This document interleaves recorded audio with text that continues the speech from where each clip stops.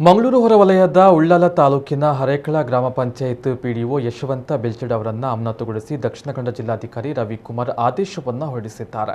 ಗ್ರಾಮ ಪಂಚಾಯತ್ ಅಧ್ಯಕ್ಷ ಬದರುದ್ದೀನ್ ನೀಡಿರುವ ದೂರಿನ ಮೇರೆಗೆ ದಕ್ಷಿಣ ಕನ್ನಡ ಜಿಲ್ಲಾ ಪಂಚಾಯತ್ನ ಸಿಇಒ ಡಾಕ್ಟರ್ ಕುಮಾರ್ ನೀಡಿದ ತನಿಖಾ ವರದಿಯನ್ನು ಆಧರಿಸಿ ಯಶವಂತರನ್ನ ತತ್ಕ್ಷಣದಿಂದ ಜಾರಿಗೆ ಬರುವಂತೆ ಅಮಾನತು ಮಾಡಲಾಗಿದೆ.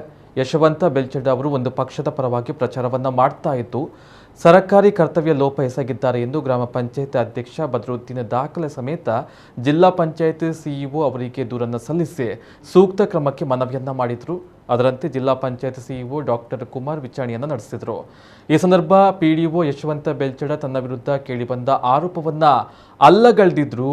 ಆಡಿಯೋ ಸಂಭಾಷಣೆಯ ಸಿಡಿಯನ್ನು ಕೂಲಂಕುಷವಾಗಿ ಪರಿಶೀಲಿಸಿದಾಗ ಕರ್ತವ್ಯ ಲೋಪ ಎಸಗಿರುವುದು ಕಂಡುಬಂದಿದೆ ಎಂದು ದಕ್ಷಿಣ ಕನ್ನಡ ಜಿಲ್ಲಾಧಿಕಾರಿಗೆ ವರದಿಯನ್ನು ಸಲ್ಲಿಸಿದರು. ಅದರಂತೆ ಅಮಾನತುಗೊಳಿಸಿ ಆದೇಶ ಹೊರಡಿಸಲಾಗಿದೆ.